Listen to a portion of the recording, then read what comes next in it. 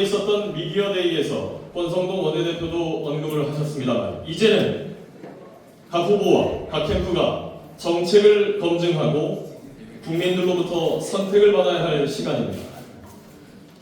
그리고 그 정책 검증은 민주당의 이재명 후보를 향해야 합니다. 저희 부대원 캠프는 그동안 오랫동안 준비해온 정책을 토대로 해서 앞으로 대변인 브리핑을 통해 민주당 이재명 후보가 갖고 있는 정책과 우리 홍준표 후보가 갖고 있는 정책을 면밀하게 비교해서 국민들께 우리 홍준표 후보가 왜 이재명을 상대해야 하는 후보인지를 명확하게 말씀드리고자 합니다.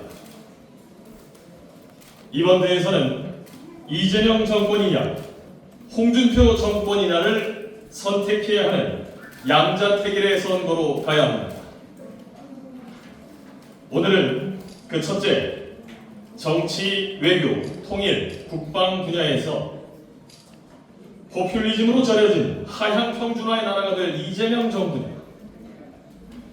미래로 나아갈 선진대국, 하나된 원코리아, 홍준표 정부냐, 국민 여러분들께 설명드리고자 합니다.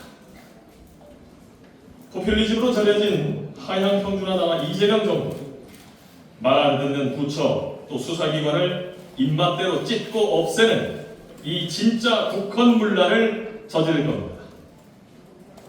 이들이 현재 내놓은 정책을 보면 이렇습니다.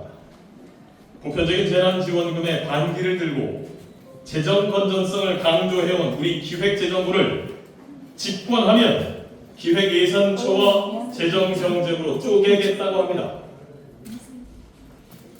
이재명과 민주당의 범죄를 수사 중인 우리 검찰을 수사권을 뺏어서 기소만 하는 공소청으로 격화시키겠다고 합니다. 국군 방첩사는 보안, 감찰, 방첩 기능별로 쪼갠다고 합니다. 그야말로 사실상 해체 수순을 밟겠다는 것이죠. 과거 기부사 해체와 국정원 대공수사권을 폐지하면서 방첩 휴민티 역량을 무력화했던 문재인 정부의 자해적 안보 계약 시즌2라고 할 수 있겠습니다. 존경하는 국민 여러분, 한미일 협력 강화, 북중러 적대 시각, 대통령 탄핵 사유인 이 나라를 선택하시겠습니까? 또한 의도적으로 한미일 삼국협력을 회방놓고 후쿠시마 오염수 괴담 등 반일, 반미 정서를 조장하고 북한과 중국에 대한 퍼주기, 굴종 외교를 재현할 나라를 진정 선택하시겠습니까? 정의가 강물처럼 흐르는 나라, 원칙과 공정이 바로 선 나라, 다음 세대에 물려줄 자랑스러운 나라, 자유와 기회와 꿈이 넘치는 나라, 우리 홍준표 정부는 미래로 나아갈 선진대국, 하나된 원코리아를 이뤄낼 것입니다. 먼저 4년 중임제, 선출직 부통령제를 도입해서 정책의 일관성을 확보하고 레임덕 현상을 완화하겠습니다. 양원제를 도입해서 국회 권한을 분산하고 비효율을 개선하겠습니다. 상원에 법률 규제 심의 기능을 부여해서 규제 기법을 제한하겠습니다. 정치적으로 편향된 공수처를 폐지하고 권력의 예외 없는 감찰을 위한 특별감찰관제를 도입해서 대통령의 친인척과 측근, 고위공직자의 부패를 사전에 예방하고 근절하겠습니다. 국정원의 대공수사권을 부활시켜서 간첩조사는 물론 대테러, 국제조직 범죄, 산업기밀 보호를 전담해 국가 안보 역량을 강화하겠습니다. 핵에는 핵으로 나토식 핵 공유와 주한미군 전술핵 재배치를 적극 검토해서 필요시에 독자적인 핵 개발을 추진하겠습니다. 힘의 균형을 통한 평화 공존을 기본 원칙으로 삼아서 남북 상호 불간섭 체제 경쟁을 추진하겠습니다. 외교는 그야말로 국익 최우선주의 실용 노선, 취임 즉시에 미국을 방문해서 트럼프 대통령과 정상회담을 진행하겠습니다. 국민 여러분, 이번 대회에서는 정권 연장이냐, 정권 교체냐의 프레임으로는 절대로 승리할 수가 없습니다.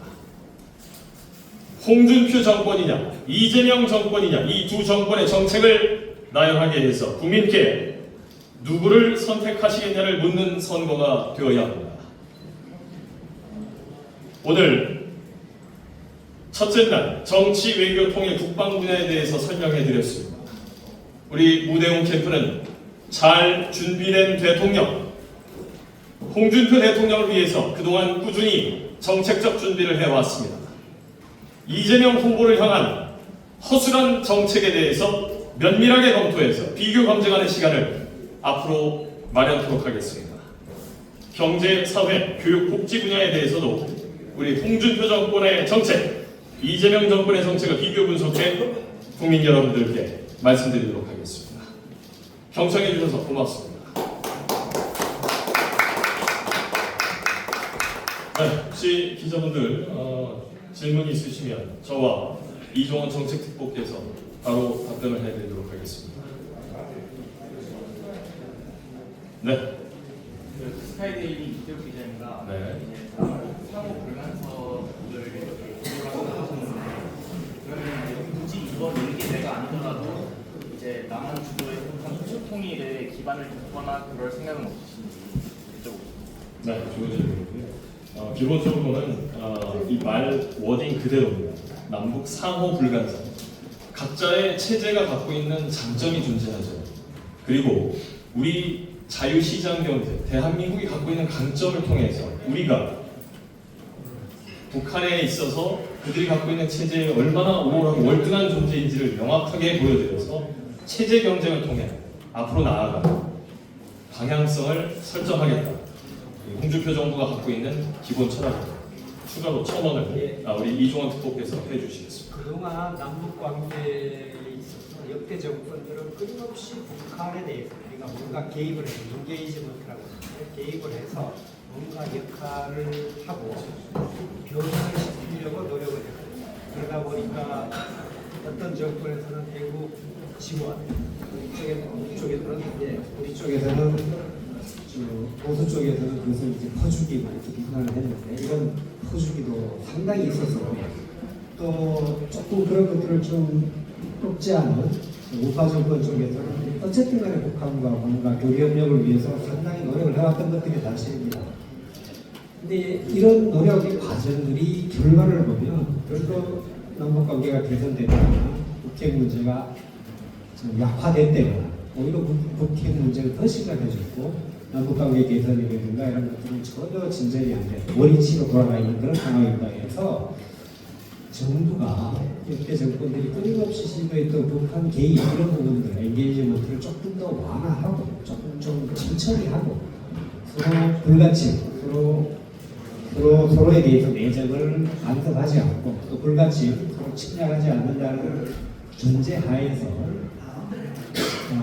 서로 체제 경쟁을 하면서 쉽게 얘기하면 너희들은 너희들끼리 우리끼리 해서 좀 앞으로 체제 경쟁을 통해서 남북관계를 풀어나가겠다. 다만 변수들이 많죠. 핵 문제도 있고 그다음에 북한의 도발 문제도 있고 또 미국의 어떤 트럼프 정부의 북한과의 직접적인 스몰 딜 같은 이런 여러 가지 접근들이 있기 때문에 그런 부분에 대해서 상황이 변화되고 상황이 바뀌게 되면 우리 쪽도 적극적으로 관여하고 개입해야 된다는 얘기입니다. 지금 단계에서 아직까지 이루고 어떤 상황이 어떻게 벌어질지에 대해서 의논하기 좀 이루고 다만 이전과 달리 지나치게 북한에 대해서 개입하고 또 서로 간섭하고 하는 것들을 서로 좀 지양을 하자.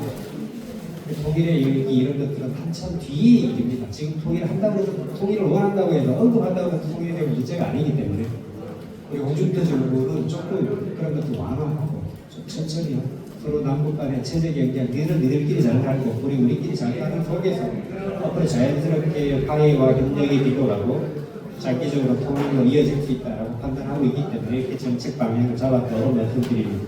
예, 답변해 주셨을 것 같고요. 예민하고 첨예하고 대립하는 구도가 아니라 오히려 각자의 체제 속에서 경쟁을 통해서 향후 협력해 나갈 수 있는 토대를 마련할 그런 정부, 홍준표 정부가 말씀드릴 수 있겠습니다. 또 질문 받도록 하겠습니다. 네, 없으시면 오늘 첫째 날 정치, 외교, 통일, 국방 분야 홍준표 정부와 이재명 정부에 대한 비교 그리고 그 정책적 나아갈 방향성에 대해서 다시 한번 정리하는 시간 마련했습니다. 경제, 사회, 교육, 복지 분야에 대해서도 준비가 되면 바로바로 브리핑을 통해서 진행하도록 하겠습니다. 함께해 주셔서 고맙습니다.